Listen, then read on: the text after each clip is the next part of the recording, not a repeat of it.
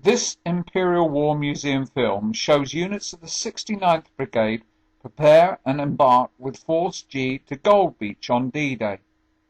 It is original footage which has remained intact over the years, but with few details apart from, in some places, the date, name of the cameraman, and if we are lucky, a location.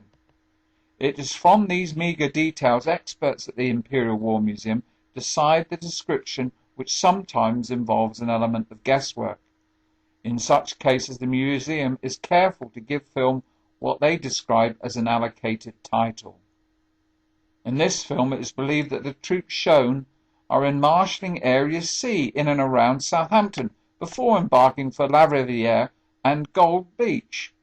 The first transit camp shown in the film is C14 at South Holmes Copse between Romsey and Winchester. The second camp appears to be on Southampton Common in the heart of the city, where soldiers are relaxing prior to embarkation. At the end of May 1944, these camps were sealed, meaning that the troops inside were not allowed to leave. This was to minimize the risk that enemy spies or the British public might realize that D-Day was near, and in the film a military policeman can be seen checking civilian identity papers. The film features a mobile canteen in the back streets of Southampton dispensing tea. The cameraman passes the Cambridge Hotel with the 50th Division transport parked along Brinton's Road in St Mary's, Southampton, on the way to the embarkation yard on the River Itchen.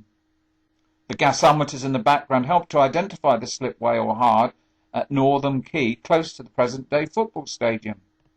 According to the Imperial War Museum, the men in the film are detachments from the 86th Field Regiment Royal Artillery, No. 9 Beach Group, the 5th East Yorkshire Regiment, as well as the 50th Division service units. Official accounts describe how the embarkation on D-Day was organised to a highly detailed timetable, but in reality, because of the delay, it was left to those on the dockside to organise embarkation on an ad hoc basis according to new arrivals and the needs of the front line. The film shows that initially the yard at Northam was used by British assault troops, but more film shows how it was also used later by American troops, thereby maintaining a steady stream of troops and resources to the front line in Normandy. It was critical that the Allies were able to support their beachheads by sea before the Germans received reinforcements by land. As the landing craft travels along the River Itchen, it passes Southampton's eastern docks and Empire-class troop ships of Force S, and as the flotilla reaches Southampton water, a Sunderland seaplane flies overhead, even though the commercial service for seaplanes was moved to Poole in Dorset at the beginning of the war. As the convoy reaches the open water of the Solent and then the English Channel to rendezvous at Piccadilly Circus off the Isle of Wight, the craft are escorted by Hunt-class destroyers. The cameraman is keen to include soldiers from as many regiments as possible to show that D-Day and the liberation of Europe was a shared operation involving troops from all over the UK. Initial preparations for the naval component of D-Day, with the code name Neptune, began in May 1942, when planning staffs were established to look into conveying a large Allied expeditionary force across the English Channel. The assault troops were organised into two main task forces, a Western task force comprising US forces assigned to land on beaches codenamed Omaha and Utah, and an Eastern task force comprising predominantly British and Canadian forces that were to land on beaches codenamed Sword, Gold and Juno. Both task forces required sufficient amphibious vessels of all descriptions to transport and land approximately a division on each of the Normandy beaches.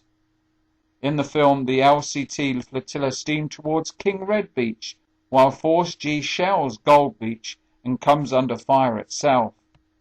The assault battalions of the 69th Brigade landed both sides of La Riviere. The East Yorkshires, blown to the east, ended up attacking from the rear.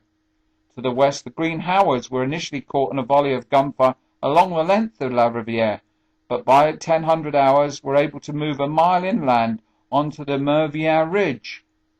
During this advance, Company Sergeant Major Stanley Hollis of the 6th Green Howards was involved in the first of the actions that were to win him the Victoria Cross, the only to be won on D-Day.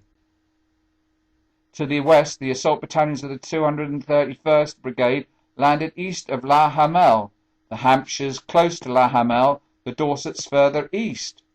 The pre-landing bombardment had missed the strong points in the village, where the more experienced German 352nd Division were waiting, and were able to cause heavy casualties among the Hampshires, while the Dorsets were off the beach in an hour.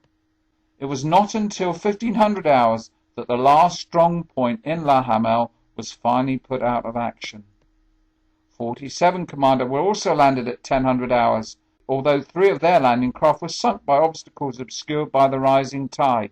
Yet they were still able to conduct a fighting advance inland before taking Port Le Bassin early on the morning of the 8th of June.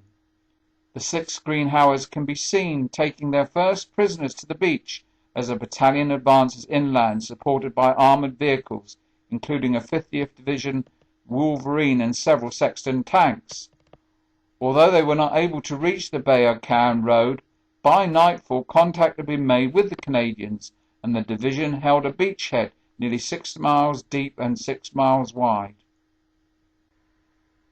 On D-Day, in addition to Stanley Hollis's VC, the men of the 50th Division won 32 military medals, 3 Distinguished Conduct Medals, 15 military crosses, and 5 Distinguished Service Orders.